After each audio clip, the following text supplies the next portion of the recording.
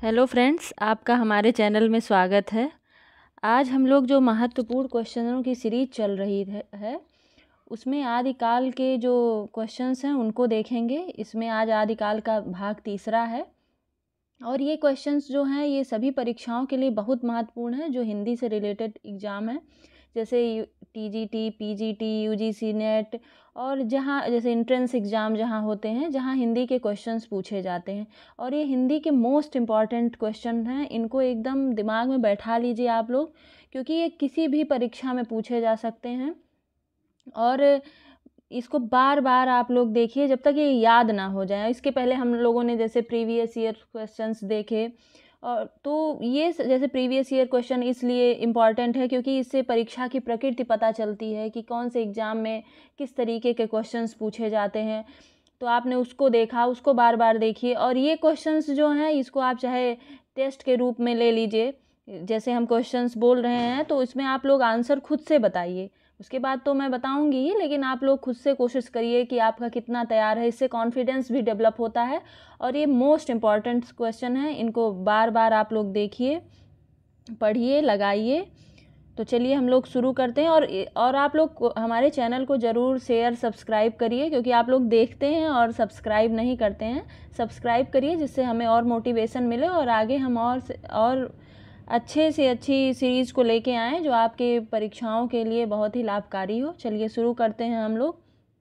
पहला क्वेश्चन, आदिकाल में कि उक्त व्यक्ति प्रकरण के रचयिता कौन है? तो इसमें बताइए आप लोग कौन है।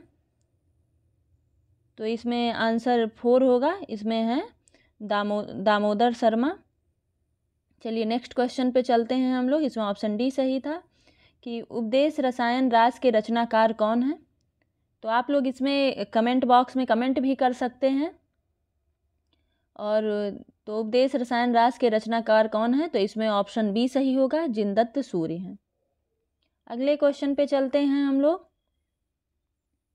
कि आदिकाल को वीर गाथा काल किस आलोचक ने कहा है? तो इसमें बताइए आप लोग चारों ऑप्शन में कौन सा सही है।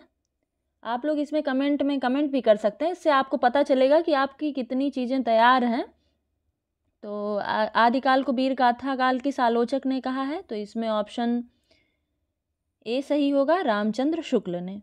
नेक्स्ट क्वेश्चन पे चलते हैं हम लोग, क्वेश्चन नंबर 4 पे कि आचार्य रामचंद्र शुक्ल के अनुसार हिंदी का प्रथम महाकवि कौन है? आचार्य रामचंद्र शुक्ल के अनुसार हिंदी का प्रथम महाकवि कौन है? तो ये इसके चारों ऑप्शन दिए गए हैं, सरहपा, स्वयंभू, चंद्रबरदाई, देवसेन। तो आप लोग बताइए इसमें क्या सही होगा।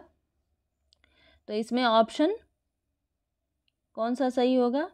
तो इसमें ऑप्शन सी सही होगा, चंद्रबरदाई। और इनका जो महाकाव्य है उसका नाम पृथ्वीराज रासो है, जिसे हिंदी का पहला महाकाव्य मानते हैं। नेक्स्ट क्वेश्चन पे चलते हैं हम लोग, क्वेश्चन नंबर 5 पे कि पृथ्वीराज रासो को सर्वथा अप्रामाणिक मानने वाले विद्वान हैं। तो इसमें 4 ऑप्शन दिया गया है, आचार्य रामचंद्र शुक्ल, हजारी प्रसाद द्विवेदी, मिश्रबंधु, कर्नल टॉड। तो इसमें ऑप्शन ए सही होगा, आचार्य रामचंद्र शुक्ल जो हैं ये पृथ्वीराज रासो को सर्वथा अप्रामाणिक मानते हैं। नेक्स्ट क्वेश्चन पे चलते हैं हम लोग, क्वेश्चन नंबर 6 पर कि निम्न में से कौन आलोचक विद्यापति को भक्त कवि मानते हैं? तो इसमें 4 ऑप्शन दिए गए हैं। Option A Acharya Ramchandra Shukla, option B Hazari Prasad Dwivedi, option C Ram Kumar Verma और ऑप्शन डी हरप्रसाद शास्त्री। तो इसमें जो ऑप्शन बी है वो सही होगा, हजारी प्रसाद द्विवेदी जो हैं वो आलोचक विद्यापति को भक्त कवि मानते हैं। नेक्स्ट क्वेश्चन पे चलते हैं हम लोग, क्वेश्चन नंबर 7 पर कि किस आलोचक ने विद्यापति को जातीय कवि कहा है? किस आलोचक ने विद्यापति को जातीय कवि कहा है? तो इसमें 4 ऑप्शन दिए गए हैं। Option A doctor Bachchan Singh, option B Ramchandra Shukla, option C Ram Vriksh Benipuri, option D Hazari Prasad Dwivedi. तो इसमें ऑप्शन ए सही होगा, डॉक्टर बच्चन सिंह जो हैं वो विद्यापति को जातीय कवि कहते हैं। चलिए क्वेश्चन नंबर 8 पर चलते हैं हम लोग कि विद्यापति पदावली के श्रृंगारिक पदों की मादकता को किस कवि ने नागिन की लहर कहा है? ये सब मोस्ट इम्पॉर्टेंट क्वेश्चन है, ये जुबान पे रट जाने चाहिए क्वेश्चन, क्योंकि ये सभी परीक्षाओं में पूछे जाते हैं और अगर ऐसे क्वेश्चंस आपके तैयार रहते हैं तो मान लीजिए किसी भी परीक्षा में 4 ऑप्शन रहते हैं तो आप अच्छे से एलिमिनेट कर सकते हैं कि कौन सा आंसर इसका सही होगा, कौन सा गलत होगा, क्योंकि ये सब ऑप्शंस में भी यही सब पूछे जाते हैं। चलिए क्वेश्चन नंबर 8 पर कि विद्यापति पदावली के श्रृंगारिक पदों की मादकता को किस कवि ने नागिन की लहर कहा है? तो इसमें 4 ऑप्शन दिए गए हैं। ऑप्शन ए सुमित्रा नंदन पंत, सूर्यकांत त्रिपाठी निराला, मुक्तिबोध त्रिलोचन। तो इसमें ऑप्शन बी सही होगा, सूर्यकांत त्रिपाठी निराला। नेक्स्ट क्वेश्चन पर चलते हैं हम लोग। क्वेश्चन नंबर 9 पे कैमास वध का प्रसंग किस रचना के अंतर्गत आता है? तो इसमें 4 ऑप्शन सही है। बीसल देव रासो, पृथ्वीराज रासो, परमाल रासो, खुमान रासो। तो इसमें ऑप्शन बी सही होगा, पृथ्वीराज रासो। कैमास वध का प्रसंग जो है पृथ्वीराज रासो के अंतर्गत आता है। अगले क्वेश्चन पर चलते हैं हम लोग कि हिंदी काव्य धारा कृति के रचनाकार हैं। तो इसमें देखते हैं, इसमें 4 ऑप्शन दिया गया है कि ऑप्शन ए है हरप्रसाद शास्त्री, ऑप्शन बी है हजारी प्रसाद द्विवेदी, ऑप्शन सी है राम कुमार वर्मा, ऑप्शन डी है राहुल सांकृत्यायन। तो इसमें राहुल सांकृत्यायन जो हैं वो हिंदी काव्य धारा कृति के रचनाकार हैं। अब ये सब मोस्ट इम्पॉर्टेंट क्वेश्चन है जो कि गलत ही नहीं होना चाहिए एग्जाम में, इसको इसलिए बार बार देखिए, रिवीजन करिए। चलिए नेक्स्ट क्वेश्चन पे चलते हैं हम लोग। क्वेश्चन नंबर 11 पे कि दोहा कोश का संपादन किस विद्वान ने किया है? तो दोहा कोश का संपादन किस विद्वान ने किया, आप लोग बताइए। चलिए देखते हैं हम लोग। इसमें 4 ऑप्शन दिए गए हैं। पीताम्बर दत्त वर्धवाल, रामचंद्र शुक्ल, परशुराम चतुर्वेदी, डॉक्टर प्रबोध चंद्र वागची। तो इसमें ऑप्शन डी सही होगा, डॉक्टर प्रबोध चंद्र वागची। नेक्स्ट क्वेश्चन पर चलते हैं हम लोग। क्वेश्चन नंबर 12 पर कि पृथ्वीराज रासो की रचना शुक सुकी संवाद के रूप में मानने वाले आलोचक हैं। पृथ्वीराज रासो की रचना शुक सुकी संवाद के रूप में मानने वाले आलोचक हैं। मोस्ट इम्पॉर्टेंट क्वेश्चन है। तो इसमें 4 ऑप्शन दिए गए हैं। हजारी प्रसाद द्विवेदी, रामचंद्र शुक्ल, राम कुमार वर्मा, माता प्रसाद गुप्त। तो इसमें ऑप्शन बताइए। इसमें ऑप्शन ए सही होगा, हजारी प्रसाद द्विवेदी। पृथ्वीराज रासो की रचना शुक सुकी संवाद के रूप में मानने वाले आलोचक हजारी प्रसाद द्विवेदी हैं। नेक्स्ट क्वेश्चन पर चलते हैं हम लोग। क्वेश्चन नंबर 13 पर कि किस आलोचक ने कहा कि आक्रोश की भाषा का पहला प्रयोग सरहपा में ही दिखाई देता है? तो इसमें 4 ऑप्शन है। Ramchandra Shukla, doctor Bachchan Singh, Ramswaroop Chaturvedi, doctor Namvar Singh. तो इसमें ऑप्शन बी सही होगा, डॉक्टर बच्चन सिंह। डॉक्टर बच्चन सिंह जो हैं आक्रोश की भाषा का पहला प्रयोग सरहपा में ही दिखाई देता है, ये इन्होंने कहा है, डॉक्टर बच्चन सिंह ने कहा। ये मोस्ट इम्पॉर्टेंट क्वेश्चन है, देखिए इसको। चलिए हम लोग नेक्स्ट क्वेश्चन पे चलते हैं। क्वेश्चन नंबर 14 पे कि आचार्य रामचंद्र शुक्ल ने अपने हिंदी साहित्य का इतिहास में निम्न किस रचना को अपभ्रंश काव्य के अंतर्गत नहीं रखा है? तो इसमें 4 ऑप्शन है। Prithviraj Raso, option B Vijaypal Raso, option C Hamir Raso, option D Kirtilata. तो इसमें ऑप्शन ए सही होगा, पृथ्वीराज रासो। आचार्य रामचंद्र शुक्ल ने अपने हिंदी साहित्य का इतिहास में पृथ्वीराज रासो को अपभ्रंश काव्य के अंतर्गत नहीं रखा है। चलिए हम लोग क्वेश्चन नंबर 15 पे चलते हैं कि प्राकृतिक पाड़िन किसे कहा गया है? अभी बताइए आप लोग, प्राकृतिक पाड़िन किसे कहा गया है? मोस्ट इम्पॉर्टेंट क्वेश्चन है, बार बार ये सभी परीक्षाओं में रिपीट होता है, जितनी हिंदी से रिलेटेड परीक्षाएं हैं। तो बताइए प्राकृतिक पाड़िन किसे कहा गया है? चलिए देखते हैं। इसमें 4 ऑप्शन दिए गए हैं। Lakshmidhar, option A, option B Somprabh Surya, option C Yasug, option D Hemchandra. तो इसमें ऑप्शन डी सही होगा, हेमचंद।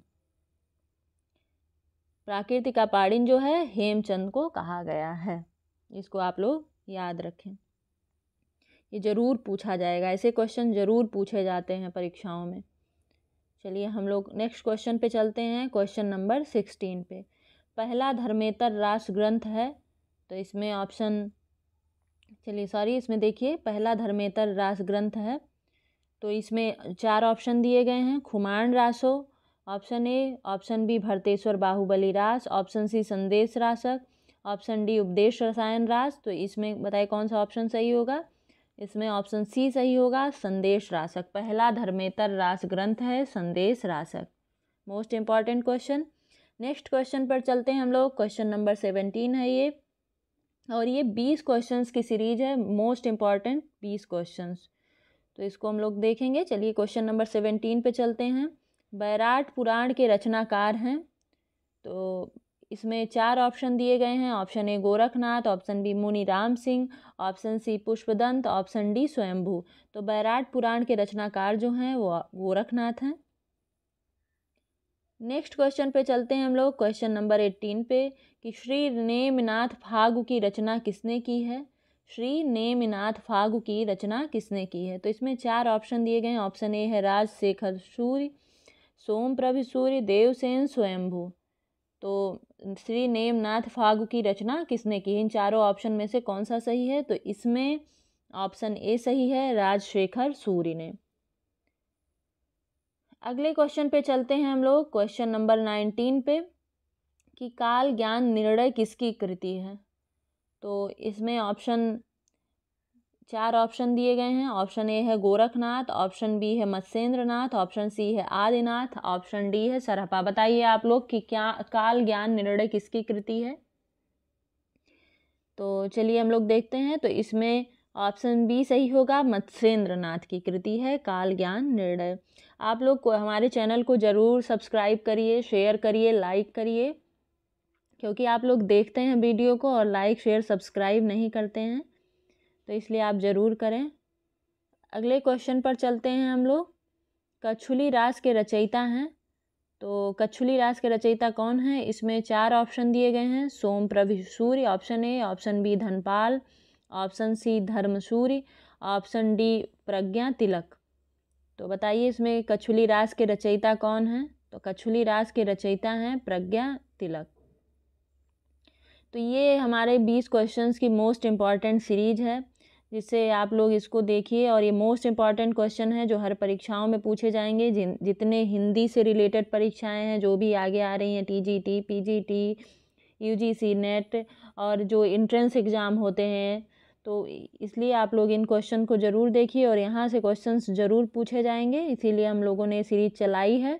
और आज ये आदिकाल का तीसरा भाग था। आगे हम लोग धीरे धीरे ऐसे सब डेली हम लोग 20 क्वेश्चंस को देखेंगे। आप इसको एज अ टेस्ट सीरीज ले सकते हैं और आप इसको खुद देखिए, खुद आंसर आप कमेंट बॉक्स में कमेंट करिए, जिससे आपका कॉन्फिडेंस भी बढ़े कि आपके कितने क्वेश्चंस तैयार हैं, जो मोस्ट इम्पॉर्टेंट क्वेश्चन है जो सभी परीक्षाओं में पूछे जाते हैं। और इसके पहले हम लोगों ने प्रीवियस ईयर को लगाया है, तो आप लोग प्रीवियस ईयर क्वेश्चंस देखिए, उनको बार बार देखिए। उनसे परीक्षाओं की प्रकृति पता चलती है कि किस परीक्षा में कैसे क्वेश्चंस पूछे जाते हैं, हमको कहाँ से देखना है, कहाँ से पढ़ना है।